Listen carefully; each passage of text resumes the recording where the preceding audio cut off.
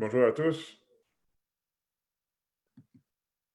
Alors, juste demander à l'animateur de me permettre de partager mon écran pour que je puisse commencer la présentation de ce matin.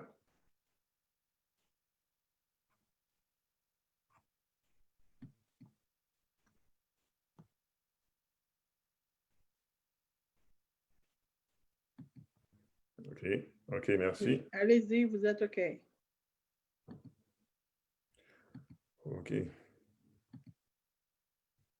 Alors, est-ce que tout le monde m'entend bien et voit bien l'écran? Oui, oui. OK, parfait. Merci pour le retour. Donc,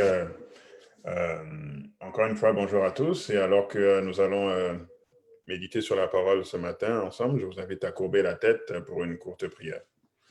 Éternel, notre Père, notre Dieu, merci infiniment pour ton amour envers nous. Et alors que, Seigneur, nous sommes dans une situation qui nous amène à porter nos regards vers le ciel, Seigneur, pour l'ultime délivrance, ta parole est là, Seigneur, pour nous guider et nous montrer que nous n'avons rien à craindre, Seigneur, si ce n'est d'oublier comment tu nous as guidés dans le passé. Que ton Esprit Saint soit avec nous ce matin alors que nous méditons sur cette histoire d'Abraham et d'Isaac et que nous puissions être édifiés. Et que ton serviteur, Seigneur, soit effacé pour que ta voix se fasse entendre. Nous avons prié au nom de ton Fils Jésus. Amen. La soumission d'Isaac. Alors, l'histoire d'Abraham qui va sacrifier Isaac dans Genèse chapitre 22 est une histoire qui est venue souvent dans ma vie spirituelle. En fait, tout au début, avant que je sois baptisé adventiste 7e jour et que j'étais en train de découvrir la foi, il y avait un vieux monsieur dans le sud de la France que j'étais allé, j'étais sur sa propriété dans le cadre de vacances, c'est quelqu'un qui m'avait emmené. Et ce monsieur était adventiste, il était très vieux à l'époque et il avait la maladie de Parkinson. Et il avait du mal à se déplacer. Et quand il m'a vu, à l'époque, j'avais 18 ans, et donc tous les soirs, il me demandait de l'aider à aller dans sa chambre. Donc je venais le prendre de la table à manger pour l'emmener dans sa chambre. Et quand on arrivait dans sa chambre, il me demandait d'aller dans un coffre qui était dans le fond de sa chambre, prendre la Bible. Et je prenais la Bible, de lui emmener et d'ouvrir la Bible en Genèse chapitre 22 et de lire l'histoire. Et c'était l'histoire d'Abraham qui offre Isaac en sacrifice selon la demande de Dieu. Et le lendemain, il me demandait encore de le prendre, de l'emmener dans sa chambre. Et quand j'arrivais dans sa chambre, d'aller prendre la Bible dans le coffre, d'ouvrir et de lire Genèse chapitre 22. Il a fait cela au moins 5 à 6 soirs de suite. Et ça m'a marqué. Et depuis, je me suis dit qu'il y a quelque chose que Dieu essaie de me dire là, parce que j'étais pas adventiste, pardon, mais j'étais musulman, j'étais quand même croyant. Donc, cette histoire m'a marqué. Et ce qui m'a marqué spécialement dans l'histoire, c'est pourquoi Isaac s'est soumis, pourquoi il s'est juste laissé faire. À l'époque, je trouvais ça très intriguant. Donc, je vous propose d'aller à travers cette histoire ce matin dans Genèse chapitre 22. Donc, Isaac, c'est un des enfants miracles qui reflètent la vie de Jésus dans la Bible. Il y a 7 personnages que je trouve comme ça dans la Bible. Premièrement, Isaac, que l'on va voir ce matin. Donc, Sarah, n'est-ce pas, la femme d'Abraham, était stérile. Donc, il a fallu un miracle de Dieu pour que Isaac arrive à l'existence et que sa vie et tous ses épisodes soient possibles. Donc, c'est un enfant miracle. On a aussi Jacob, le fils d'Isaac, parce que Rebecca, la femme d'Isaac, était aussi stérile. Donc, Dieu a dû intervenir aussi 20 ans après leur mariage pour qu'ils puissent avoir leurs enfants, Jacob et Ésaü. Et Jacob illustre la vie de Jésus dans le sens où il a donné naissance à 12 fils qui ont été les 12 qui ont donné naissance aux 12 tribus d'Israël. Et lorsque Jésus est venu, il a eu 12 disciples avec lesquels il a commencé l'Église, comme nous l'avons vu dans notre message d'hier soir. Il y a aussi Joseph, le fils de Jacob. Donc, on voit ici que ça continue dans la famille. Encore une fois, cette fois la femme de Jacob, Rachel, est stérile et il faut que Dieu intervienne miraculeusement pour que Joseph vienne à la vie. Et Joseph aussi est un type de Jésus dans le sens où sa famille devait aller à lui pour avoir accès à la nourriture en temps de famine. Il est positionné tout près de Pharaon, comme Jésus est près de Dieu, pour donner accès, pour donner la vie en temps de famine à ceux qui viennent à lui. Et il sauve sa famille de la destruction. Et on pourrait faire plein d'autres parallèles avec l'histoire de Joseph. Mais lui aussi, c'est un enfant miracle. On a aussi Samson. Samson, la femme de Manoah, donc la mère de Samson était aussi stérile. La Bible ne donne pas son nom, on dit juste la femme de Manoah. Et il a fallu encore une fois que Dieu intervienne miraculeusement pour que Samson puisse venir à l'existence et soit ce juge qui emmène à la délivrance des Philistins. Et aussi, on peut faire des parallèles entre Samson et la vie de Jésus, notamment lorsqu'il meurt, en faisant comme ce signe de croix, en mettant les mains sur les deux piliers du temple de Dagon et en faisant tomber le temple.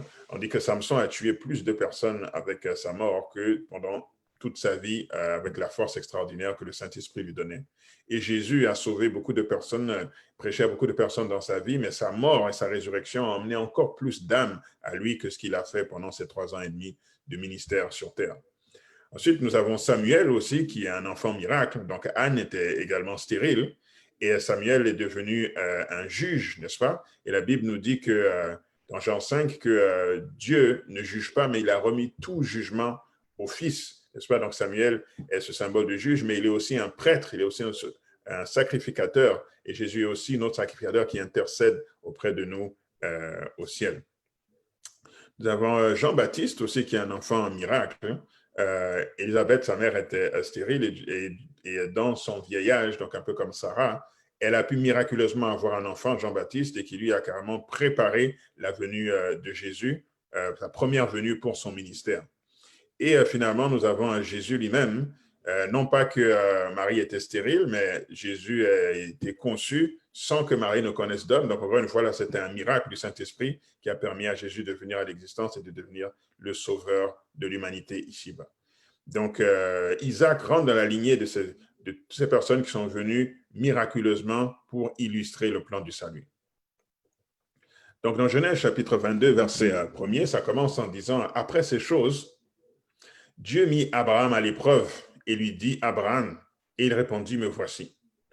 En lisant les textes de la Bible, j'aime toujours voir le contexte, pourquoi la Bible a ces mots-là, après ces choses, ainsi, alors, etc. C'est toujours pour faire un lien avec ce qui a été dit avant, ce qui a été dit après, etc. Donc, c'est intéressant de voir toujours le contexte. Donc, on nous dit, après ces choses, Dieu mit Abraham à l'épreuve et lui dit, Abraham, et il répondit, me voici. Donc là, il va lui donner l'ordre d'aller sacrifier son fils Isaac sur le mont Moriah. Donc, qu'est-ce qui s'est passé avant que Dieu donne cet ordre à Abraham?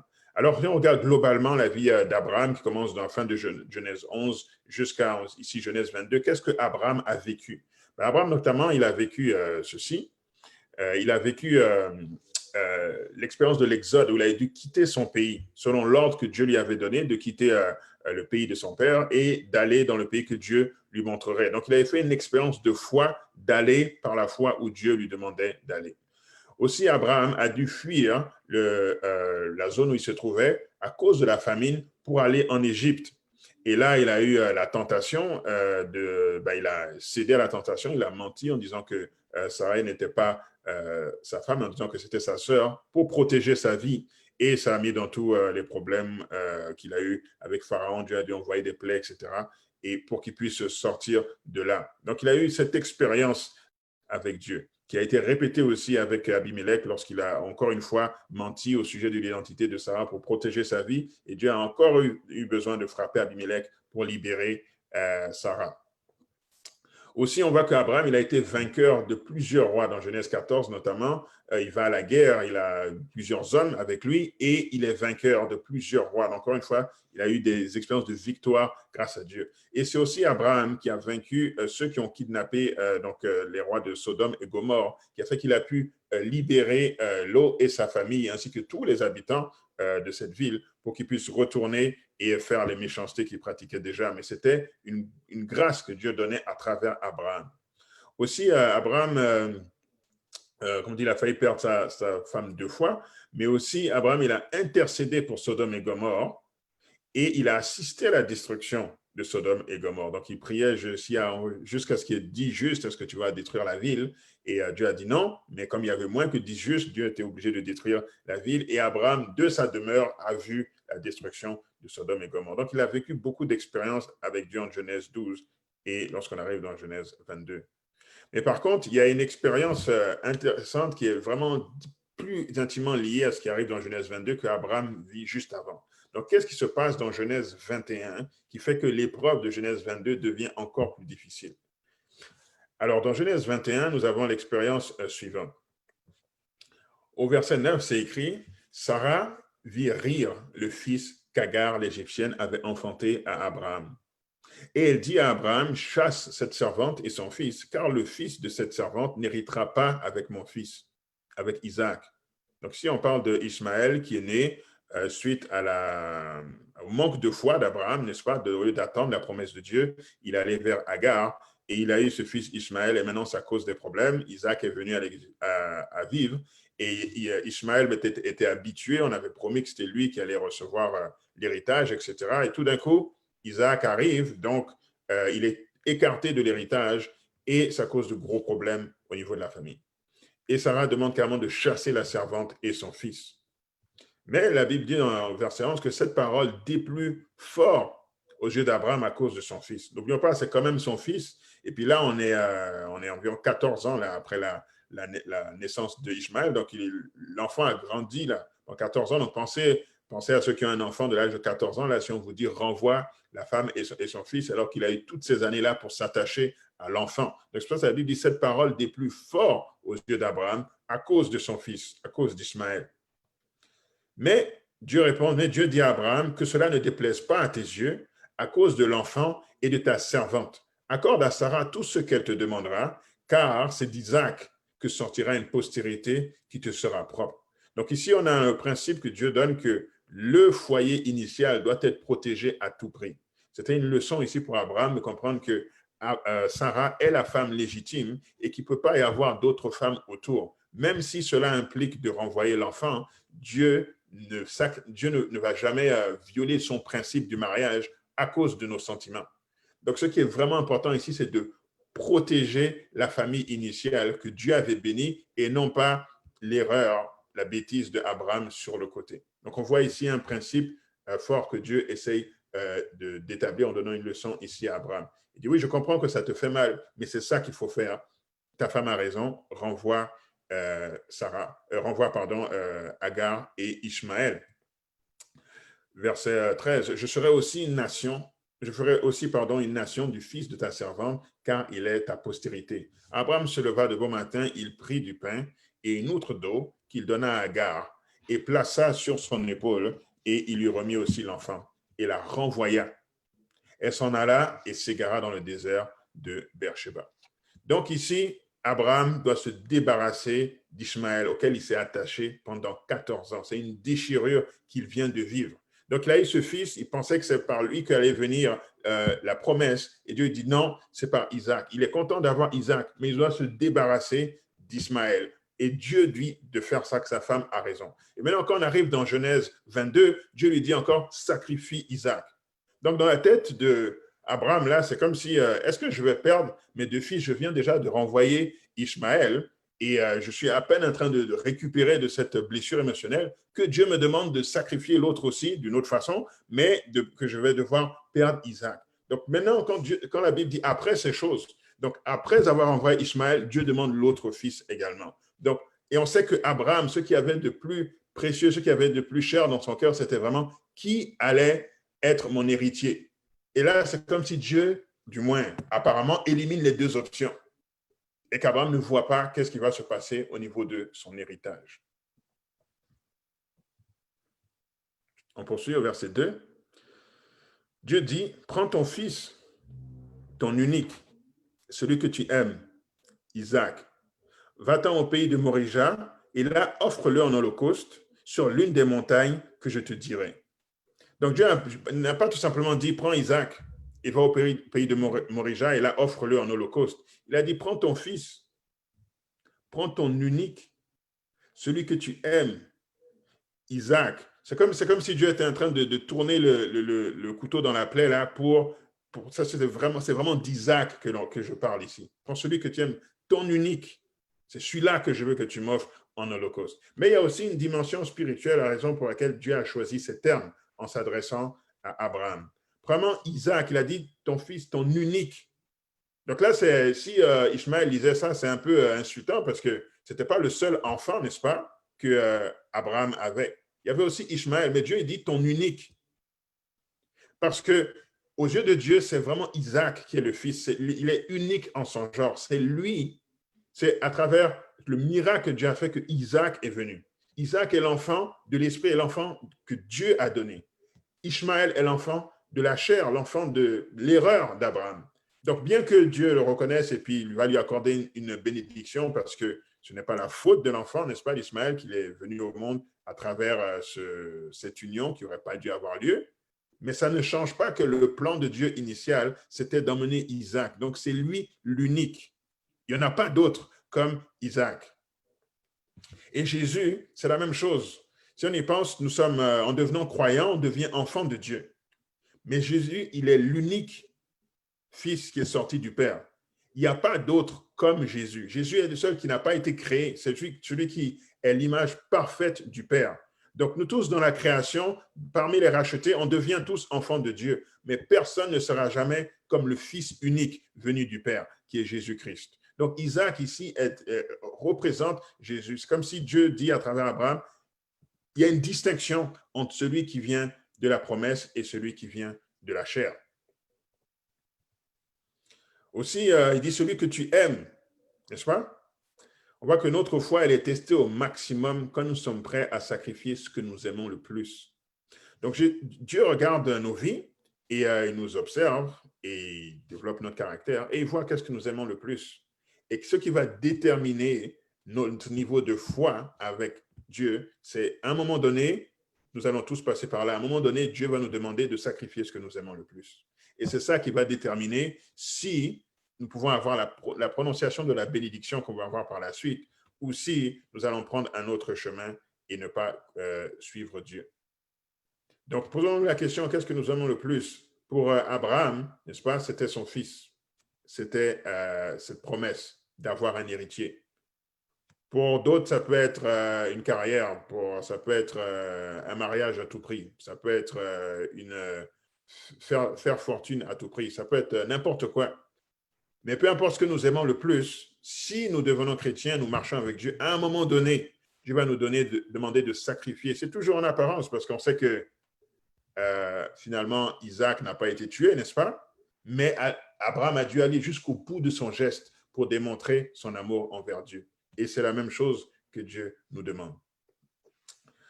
Et Dieu, lui, il est cohérent parce que lui, il nous a donné ce qu'il aime le plus. Il nous a donné son Fils unique, il nous a donné Jésus-Christ. Donc, il n'a pas lésiné sur les moyens, il est allé à 100% et lui nous a donné ce qu'il aime le plus et il nous demande la même chose en retour. Et aussi, Abraham a pu faire cela parce que lorsque nous donnons plus facilement à Dieu ce que nous reconnaissons qui lui appartient déjà. Donc, vu qu'il a compris que c'est Dieu qui a donné cet enfant est à Dieu en premièrement. Et c'est pour ça qu'il a pu faire ce sacrifice.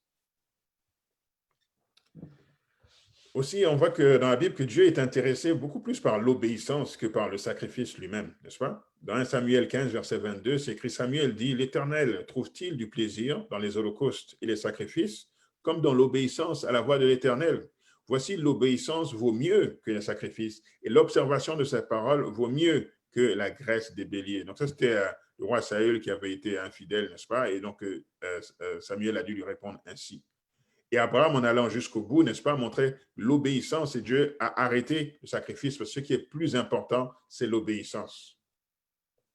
On a aussi Michée 6, verset 8 qui dit, on t'a fait connaître aux hommes ce qui est bien et ce que l'Éternel demande de toi, c'est que tu pratiques la justice, que tu aimes la miséricorde et que tu marches humblement avec ton Dieu. Verset 2, ça dit Dieu dit, n'est-ce pas? Dieu dit. On voit ici qu'Abraham était en mesure de reconnaître la voix de Dieu. reconnaître la voix de Dieu. Ça, c'est un grand défi pour nous, les chrétiens, pour beaucoup de chrétiens. Souvent, on n'est pas capable de reconnaître vraiment la voix de Dieu. Pour ceux qui sont mariés, ou en tout cas quelqu'un de la famille qui est très proche, n'est-ce pas? On arrive à un moment où on arrive à reconnaître la voix de notre époux, de notre épouse, de manière instantanée. Donc, au début, j'étais en période de fréquentation avec ma femme. C'est sûr, on est dans la période d'amour, on reconnaît la voix de l'autre, on entend la voix de l'autre, etc. Mais il arrive un moment où comme maintenant, ou comme si ma femme m'appelle, elle a juste besoin de dire « hey », et puis je sais que c'est elle. Elle n'a même pas commencé à dire ce qu'elle a à dire. Juste le « hey », c'est assez pour que je puisse être sûr que c'est elle. Et maintenant, si ce qu'elle dit après ne fait pas de sens à mes yeux, mais je ne vais pas douter que si c'est elle vraiment qui parle, parce que je reconnais tellement facilement sa voix que je sais que c'est elle. Après, maintenant, on va discuter pourquoi est-ce que telle ou telle chose ne fait pas de sens, mais je sais que c'est elle qui me parle. Donc, quand Dieu parle à Abraham, on dit Dieu dit, et qu'après il lui demande de sacrifier, n'est-ce pas, un enfant, de sacrifier son enfant, alors qu'on sait que c'est une abomination, n'est-ce pas, devant Dieu de sacrifier les enfants, comme ici dans 2 Rois chapitre 3, versets 26 et 27, c'est écrit, le roi de Moab, voyant qu'il avait le dessous dans le combat, prit avec lui 700 hommes, tirant l'épée pour se frayer un passage jusqu'au roi d'Édom, mais ils ne purent pas. Il prit alors son premier-né, qui devait régner à sa place, et il l'offrit en holocauste sur la muraille. Et une grande indignation s'empara d'Israël, qui s'éloigna du roi de Moab et retourna dans son pays. Donc c'est tellement odieux, et puis Dieu avait éduqué son peuple là-dedans, qu'on ne sacrifie pas son premier-né. Et là, Dieu est en train de demander à Abraham de faire cela. Mais Abraham reconnaissait tellement la voix de Dieu qu'il s'est dit, oui, je sais que c'est Dieu qui m'a demandé de faire ça. Maintenant, pourquoi? Là, c'est une autre question. Mais il est capable de reconnaître la voix de Dieu. Et c'est important, nous, en tant que chrétiens, de développer cela pour avoir une cohérence dans nos témoignages. J'entends souvent les chrétiens dire, oh, Dieu m'a dit telle chose. Et puis après, 2, 3 ans après, tu vois que Dieu n'avait pas du tout dit telle chose. Donc, oh, Dieu m'a dit de faire tel diplôme. Oh, Dieu m'a dit de prendre tel travail. Oh, Dieu m'a dit d'épouser un tel et tout. Puis après, on voit vraiment que c'est la catastrophe. Donc, ça met une confusion dans la tête des gens. Qui t'a dit ça finalement? Et tu avais tellement l'air sûr que c'était Dieu qui t'avait parlé. Donc, je dis ça pour qu'on puisse vraiment se donner le défi de vraiment apprendre à bien reconnaître la voix de Dieu, à être familier avec la voix de Dieu, pour ne pas avoir l'air ridicule quand on parle de Dieu. Pour que notre témoignage ait du sens, pour que notre témoignage soit puissant. Pour qu'on voit que c'est vraiment, oui, l'Éternel qui est derrière nous lorsqu'on dit « Dieu m'a dit » telle chose. Donc, une chose que je recommande, c'est qu'il faut être lent sur Dieu m'a dit que, l'Esprit m'a dit que. Avant de dire ça, disons, j'ai été impressionné que, je pense que j'ai étudié la Bible et j'arrive à telle conclusion. Mais quand on dit Dieu m'a dit, il faut vraiment être sûr que c'est Dieu qui a dit. OK, la vieillesse d'Abraham, ça venait rajouter un poids à l'épreuve. Dans Patriarches et Prophètes, page 127, paragraphe 3, on dit que lorsque l'épreuve est venue, Abraham avait 120 ans.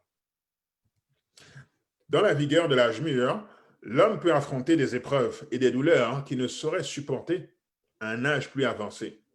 Alors que chancelant, il descend vers la tombe. Dans sa jeunesse, Abraham s'était fait un jeu de subir des privations et de braver le danger. Mais l'ardeur de sa jeunesse avait disparu. À l'époque où il reçut cette injonction inouïe, il avait atteint l'âge de 120 ans. Il était donc, même pour l'époque où il vivait, un vieillard. Néanmoins, Dieu avait réservé la dernière, la suprême épreuve de sa vie, pour le moment où, courbé sous le poids des ans, rassasié de labeur et de soucis, le patriarche soupirait après le repos. Donc, Abraham a subi la plus grande épreuve qu'un homme peut vivre, et Dieu a choisi de l'emmener ça quand il était bien vieux, pour que ce soit encore plus difficile. Mais on va voir pourquoi. Ce n'est pas juste comme Dieu qui veut faire mal, là, mais il y a un objectif ultime et qui devient maintenant encourageant pour nous tous. Pourquoi est-ce que l'épreuve va aussi loin? Et le but, c'est le perfectionnement de la foi d'Abraham. Maintenant, je vous lis le paragraphe plus haut, toujours dans Patriarches et Prophètes. Ça dit, Dieu avait appelé Abraham à être le père des croyants. Sa vie devait servir d'exemple aux générations futures. Mais sa foi n'avait pas été parfaite. Elle avait faibli le jour où il n'avait pas osé avouer que Sarah était sa femme, ainsi que lors de son mariage avec Agar. Donc, à 2 reprises, là, Il a essayé de préserver sa vie, donc il a menti au niveau de Sarah. Puis, il a essayé d'obtenir la promesse de Dieu de manière accélérée, sans attendre Dieu, en allant vers Agar. Donc, ça fait deux grands aspects sur lesquels Dieu voulait amener une correction. Maintenant, conséquence, c'est pour ça qu'il écrit aussi, pour lui donner plus de confiance en son Père céleste, Dieu va le soumettre à une nouvelle épreuve, la plus dure qu'aucun homme ait jamais été appelé à subir. Donc, il y a juste Jésus qui a eu des tentations pires qu'Abraham. Dans une vision de la nuit, ordre lui est donné de se rendre au pays de Morija pour offrir son fils en sacrifice sur une montagne qui lui sera désignée. Mais l'objectif, vous voyez, c'est pour lui donner plus de confiance en son Père céleste. C'est ça l'objectif. Donc, vous et moi, même chose, si on échoue plusieurs fois sur les mêmes sujets, Dieu va nous amener une autre épreuve. Et l'objectif, c'est de nous donner confiance en Dieu. Tant qu'on ne passe pas par là, la confiance n'est pas établie. Genèse 2, verset 3. Abraham se leva de bon matin et sella son âne et prit avec lui 2 serviteurs et son fils Isaac. Il fendit du bois pour l'Holocauste et partit pour aller au lieu que Dieu lui avait dit. Le 3e jour, Abraham, levant les yeux, vit le lieu au loin. Abraham dit à ses serviteurs, restez ici avec l'âne. Moi et le jeune homme, nous irons jusque-là pour adorer et nous reviendrons auprès de vous. Donc, comment on voit qu'Abraham a obéi promptement? C'est un peu important quand Dieu parle d'obéir tout de suite. Plus on attend, plus c'est dur d'obéir. Donc, Abraham a obéi promptement. Dieu lui a parlé le lendemain matin, prend son fils et ils y vont avec les serviteurs. Autre chose, on voit qu'Abraham a reconnu le lieu. L'Esprit prophétique nous dit qu'il y avait une colonne de lumière, comme une colonne de feu qui était sur le mont Morija qui lui montrait le lieu où il devait sacrifier Isaac. Donc, il a reconnu le lieu. Et ça nous dit le 3e jour. Donc, c'est après 3 jours que ce sacrifice devait avoir lieu. Donc, ils ont fait 3 jours, ils sont arrivés au lieu, il a reconnu le lieu, puis ensuite, un moment de marche pour arriver sur le lieu même du sacrifice. Donc, ça fait comme 3 jours et demi. Encore une fois, ici, on voit Jésus-Christ avec ces 3 jours pour l'emmener au lieu du sacrifice. 3 jours qui font 3 ans de ministère, 3 ans et demi de ministère pour l'emmener au moment du sacrifice. On voit souvent le chiffre 3 dans la Bible qui est un chiffre où on voit entre la vie et la mort. Donc Jésus-Christ, Isaac, aussi Jonas, 3 jours dans le ventre du poisson, etc. Souvent, on voit le chiffre 3 revenir dans ce sens. Et le mont Morija, le lieu choisi, c'est le mont Morija. Morija, ça signifie choisi par l'Éternel. Et ce lieu où Dieu a demandé à Abraham de faire le sacrifice est le lieu que Dieu va choisir pour que des siècles plus tard, Salomon construise le temple de Dieu, là où Jésus va venir après et être vraiment la lumière du monde. Donc ici, on avait le premier sacrifice que Dieu allait renouveler lorsque Jésus allait venir. Verset 6, Abraham prit le bois pour l'Holocauste, le chargea sur son fils Isaac et porta dans sa main le feu et le couteau, et ils marchèrent tous deux ensemble. Alors Isaac parla à Abraham, son père, et dit, « Mon père » et il répondit, « Me voici, mon fils. » Isaac reprit, « Voici le feu et le bois, mais où est l'agneau pour l'Holocauste » Donc, c'est la première chose, on voit qu'Abraham charge le bois sur son fils. Ça, encore une fois, c'est une parfaite illustration de Jésus. Jésus est mort parce que Dieu le Père a mis sur lui, il a chargé sur lui les péchés de nous tous alors qu'il allait vers Golgotha pour être crucifié. Et les deux marchent ensemble. Donc, bien qu'il était invisible, le Père était avec le Fils alors qu'il allait vers le lieu du sacrifice. Et là, lorsqu'ils arrivent sur le lieu du sacrifice, Isaac pose la question, où est l'agneau pour l'Holocauste? Cette question, c'est la question qui a été posée depuis que le péché est entré dans le monde. Où est l'agneau pour l'Holocauste? Adam et Ève ont eu un premier fils, Caïn, qu'ils espéraient être l'agneau pour l'Holocauste, mais ils se sont rendus compte par son caractère que ça ne pouvait pas être le Messie. Ensuite, ils ont eu Abel, et ils se disaient, c'est peut-être lui, l'agneau pour l'Holocauste, c'est peut-être lui le Messie. En voyant son caractère, ils ont été encouragés en pensant que ce serait vraiment lui. Mais il a été tué par Caïn. Et donc, quand ils ont eu leur 3e enfant, Seth, ils l'ont appelé ainsi, qui signifie vapeur, parce qu'on dit en vanité, on a espéré, puis finalement, le Messie n'est pas venu. Lorsque Jacob a parlé à son fils Judas, il a dit que par toi viendra le Shiloh, par toi viendra le Messie. Et il a entendu encore génération après génération, siècle après siècle, jusqu'à ce que finalement, Jésus arrive et que Jean puisse dire dans Jean 1, verset 29, « Voici l'agneau de Dieu qui ôte le péché du monde. » Donc là, c'était une parole prophétique qui annonçait l'agneau de Dieu qui ôte le péché du monde. Verset 8, « Abraham répondit, « Mon fils, Dieu se pourvoira lui-même pour l'Holocauste. » Et ils marchèrent tous deux ensemble. Lorsqu'ils furent arrivés au lieu que Isaac avait dit, Abraham y éleva un autel et rangea le bois. Il lia son fils Isaac et le mit sur l'autel par-dessus le bois. Donc, premièrement, ici, on dit Dieu se pourvoit lui-même de l'agneau. Donc, oui, Dieu a emmené, on voit finalement, il avait emmené l'agneau pour le sacrifice, mais Dieu se pourvoira lui-même. Dieu s'est donné lui-même pour être le sacrifice. Il n'a pas juste emmené un autre, oui, pour cette scène, mais il s'est donné lui-même pour être le sacrifice. Et on voit ici que Abraham lia son fils Isaac. Donc, la Bible nous dit que lorsque Isaac est né, Abraham avait 100 ans. Et lorsque Dieu lui a donné cet ordre d'aller le sacrifier, Abraham avait 120 ans. Donc, vous faites le calcul. Quel âge avait Isaac au moment du sacrifice? Isaac avait 20 ans. Donc, vous avez un vieillard de 120 ans et vous avez un jeune de 20 ans. Et comment est-ce que ce vieillard peut lier le jeune de 20 ans pour l'offrir en holocauste? La seule explication logique, c'est que Isaac s'est laissé faire. Isaac, il s'est soumis parce qu'il pouvait très facilement se mettre à sprinter et Abraham n'avait aucune chance de le rattraper. Mais Isaac, lorsque la question a été posée, où est l'agneau pour l'Holocauste, et que Abraham a répondu, Isaac étant bien intelligent, il a compris tout de suite que c'était lui qui allait être sacrifié. Et il s'est laissé faire. Donc ici, il est un symbole de Jésus qui a offert ce sacrifice volontairement. Personne ne pouvait forcer Jésus à venir mourir sur la croix pour nous. Il fallait que ce soit volontaire, il fallait qu'il se laisse faire. Il fallait qu'il laisse les gens le cracher dessus, le battre, le mettre la croix, le crucifier, sans utiliser ses pouvoirs divins pour se sauver de la situation, comme Isaac aurait pu facilement se sauver de la situation s'il avait désiré le faire. Puis Abraham étendit la main et prit le couteau pour égorger son fils. Alors l'ange de l'Éternel l'appela des cieux et dit, « Abraham, Abraham !» Et il répondit, « Me voici. » On remarque dans la Bible que cette approche est utilisée par Dieu uniquement. Il y a seulement Dieu qui parle dans la Bible comme ça. « Abraham, Abraham !» Il répond, « Me voici. » Seul Dieu s'exprime en donnant le nom 2 fois de suite comme ça.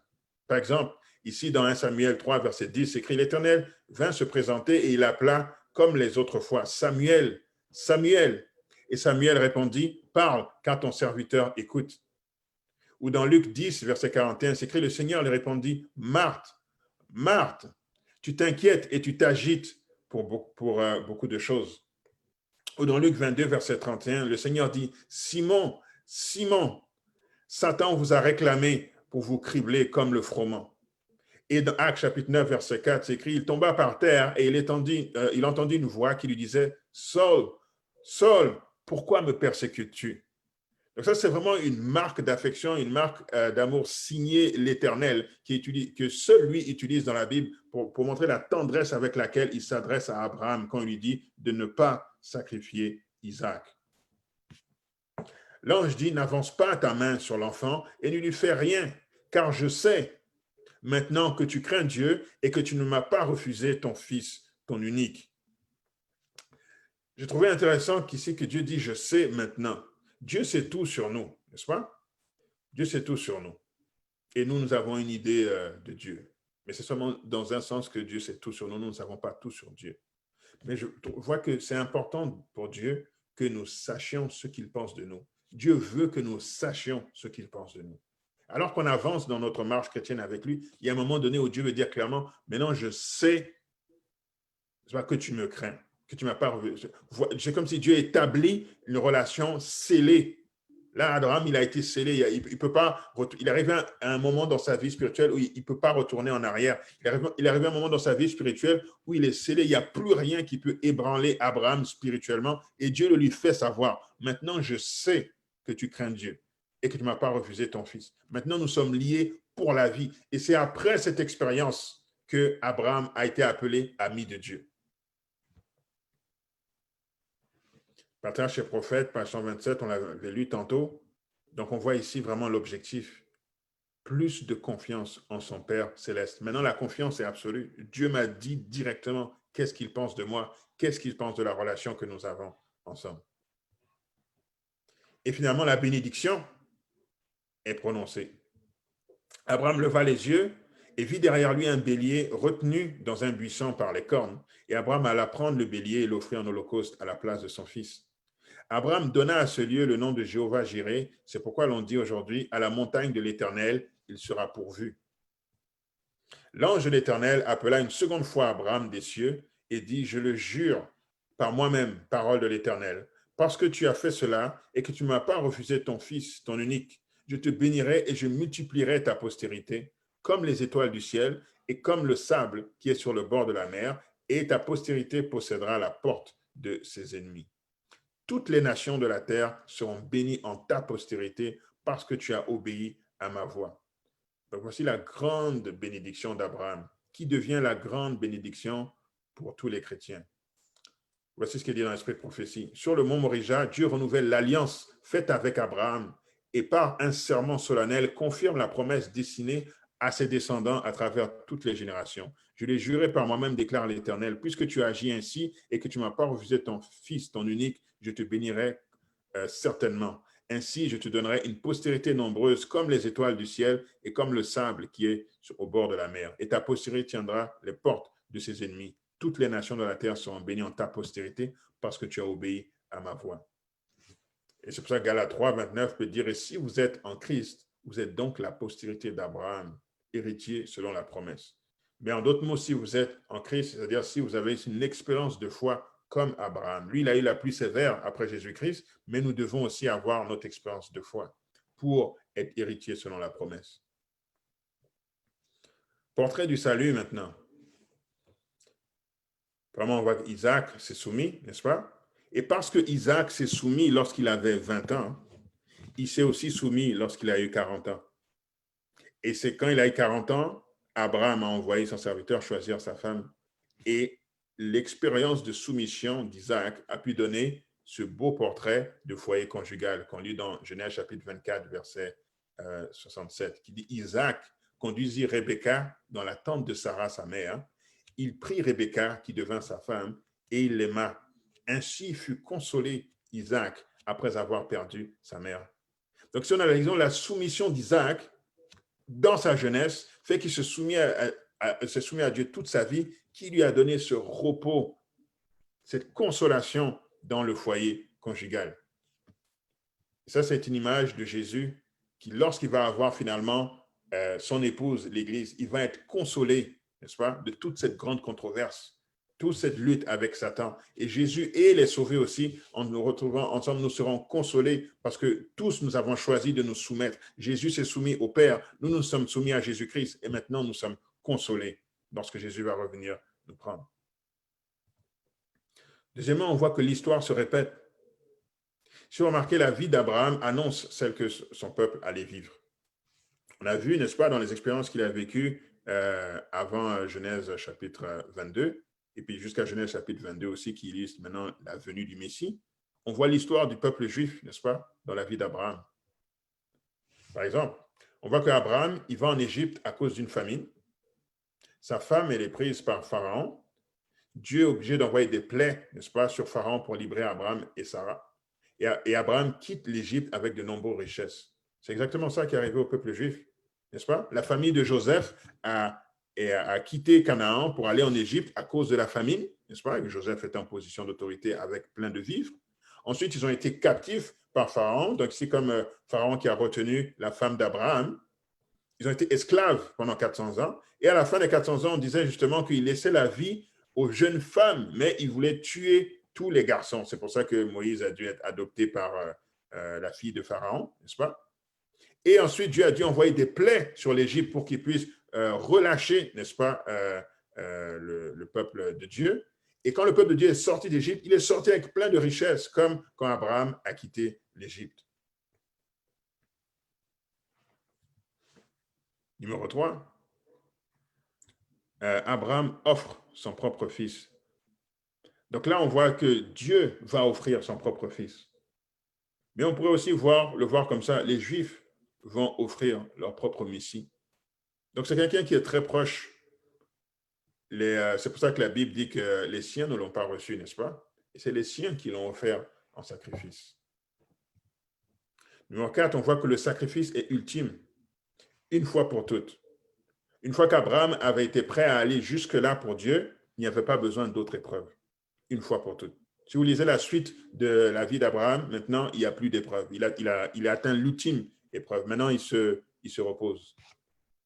Après avoir accepté d'offrir son fils unique à Dieu, il n'y a rien qu'Abraham ne serait pas prêt à donner à Dieu maintenant. Donc, Dieu l'a testé jusque-là, mais le but, c'était d'avoir la confiance. Et maintenant, Abraham ne va rien refuser à Dieu. Et ça, c'est une image de ce que Dieu allait faire pour nous. C'est pour ça que Romains 8, verset 32 nous dit, lui qui n'a point épargné son propre fils, mais qui l'a livré pour nous tous, comment ne nous donnera-t-il pas aussi toutes choses avec lui? Donc maintenant que Dieu nous a donné son fils, son unique, celui qu'il aime, Jésus-Christ, et qu'il a sacrifié vraiment, n'est-ce pas? Il n'y a absolument rien que Dieu ne va pas nous donner. Tout ce que nous demandons à Dieu, si c'est bon pour nous, nous allons l'avoir. Il n'y a rien que Dieu ne nous a pas donné parce qu'il a déjà donné ce qu'il pouvait donner de plus grand. Cinquièmement, Abraham a vu le jour de Christ. Dans Jean 8, verset 56, c'est écrit « Abraham, votre père, a tressailli de joie de ce qu'il verrait mon jour, et il l'a vu, et il s'est réjoui. » Puis les gens ont répondu « Mais tu n'as pas 50 ans, comment tu as vu Abraham, etc. » Mais comment est-ce qu'Abraham a vu Jésus-Christ? Premièrement, il a vu Jésus-Christ par l'expérience qu'il a eue d'avoir Isaac, n'est-ce pas? Lui, il était vieux pour ne pas avoir d'enfant, et sa femme avait passé la ménopause depuis longtemps. Donc, de corps qui étaient vieux, morts, Dieu a pu emmener la vie. Et c'est ça Jésus-Christ, n'est-ce pas? De la mort, on arrive à la vie. Et mais il a vu aussi à travers l'expérience, n'est-ce pas, du sacrifice d'Isaac, que Dieu allait vraiment offrir son fils par la suite. Donc, c'est de ces deux façons que Abraham a vu le jour de Christ.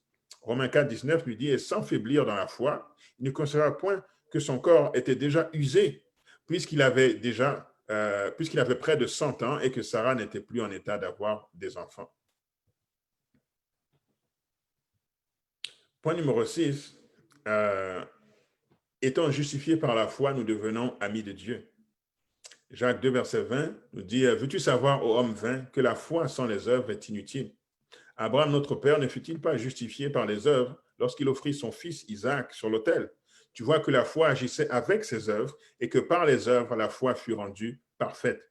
Ainsi s'accomplit ce que dit l'Écriture. Abraham crut à Dieu et cela lui fut imputé à justice. Et il fut appelé ami de Dieu. Encore une fois, l'expérience de foi nous amène à l'amitié avec Dieu. Et finalement, le point numéro 7, c'est que le salut a un prix et ce prix est très cher, ce prix est infini. Dieu voulait montrer à Abraham et à nous tous qu'est-ce que ça allait coûter, n'est-ce pas, de racheter la race humaine. Le royaume des cieux est semblable à un trésor caché dans un champ. L'homme qui l'a trouvé le cache et dans sa joie, il va vendre tout ce qu'il a et achète ce champ. Encore une fois, si on comprend la valeur, n'est-ce pas, du sacrifice de Jésus, il n'y a rien que nous allons garder pour nous empêcher d'acquérir ce champ. On va vendre tout ce que l'on a. Pour Abraham, c'était son fils. Pour nous, point d'interrogation, à chacun de répondre dans son cœur et dans son expérience avec Dieu. Mais c'est ça la clé d'une grande confiance en Dieu et de l'assurance que nous sommes amis de Dieu. C'est ça le passage obligé pour arriver à ce repos, à cette consolation avec Dieu. Conclusion, la grande foi est atteinte uniquement par un grand sacrifice. Numéro 2, ce sacrifice doit être volontaire. Dieu ne va jamais nous forcer. Il va juste multiplier les opportunités jusqu'à ce que nous acceptions de passer par là et de grandir finalement au stade auquel il veut nous emmener. Troisièmement, Dieu veut que nous sachions ce qu'il pense de nous. Une fois que nous sommes là, Dieu va nous dire, oui, je sais que toi, tu me crains. Et notre relation est scellée à jamais. Nous allons toujours demeurer amis. Et quatrièmement, celui qui accepte de remettre tout à Dieu récupère infiniment au-delà de ce qu'il a donné. Nous ne pourrons jamais donner assez à Dieu de toute façon. Il n'y a rien qu'on peut donner à Dieu qui va être plus que ce qu'il va nous donner. Mais c'est ça le geste. Il faut donner pour recevoir plus. Et ce que l'on reçoit est toujours infiniment au-delà. Et même quand Dieu nous demande de donner, on se rend compte que finalement, on ne donne pas vraiment. C'était juste pour voir si on allait donner. Donc, qu'est-ce qui nous retient? D'où mon appel. Alors que nous devons porter nos regards vers Jésus plus que jamais, spécialement dans les temps dans lesquels nous vivons, ce qui va nous permettre de résister jusqu'à la fin, ce n'est pas, n'est-ce pas, notre compte en banque, ce n'est pas qu'on contracte la COVID ou non, ce n'est pas même la maison que nous avons, ce n'est même pas est-ce qu'on pratique la vie à la campagne ou pas, mais c'est cette relation avec Dieu qui va déterminer, n'est-ce pas, si nous allons résister jusqu'à la fin. C'est cette assurance que Dieu nous a dit qu'on le craint, qu'on est son ami, qui va nous permettre de nous attacher à Jésus, peu importe ce qui se passe. Et si Dieu nous a montré qu'est-ce que nous aimons le plus et qu'il veut faire un échange pour voir si nous sommes prêts à lui donner cela pour qu'il nous donne une bénédiction infinie, n'hésitons pas. C'est mon appel pour chacun d'entre vous. Courbons la tête pour la prière. Éternel, notre Père, notre Dieu, merci infiniment pour ta parole et ton amour envers nous, Seigneur, et que tu désires nous bénir bien au-delà de nous, notre propre envie de recevoir les bénédictions. Seigneur, comme nous, parents, sommes avec nos enfants et nous les invitons à sacrifier de petites choses pour recevoir plus, tu fais la même chose avec nous, Seigneur, sur nous qui sommes adultes ou qui sommes plus avancés dans la foi. Mais ce matin, Seigneur, je veux élever tout ton peuple, jeunes, adultes, Seigneur, dans l'âge d'or. Nous avons tous, Seigneur, besoin d'arriver à ce moment où notre vie en toi est scellée, qu'il n'y a plus de doute à savoir si nous craignons Dieu, Seigneur. Et aide-nous, Seigneur, à ne rien retenir qui pourrait nous empêcher d'arriver à cela. Car c'est ça, la vie éternelle, qu'ils connaissent toi, le seul vrai Dieu, et celui que tu as envoyé, Jésus-Christ. Nous avons prié au nom de ton Fils, Jésus. Amen.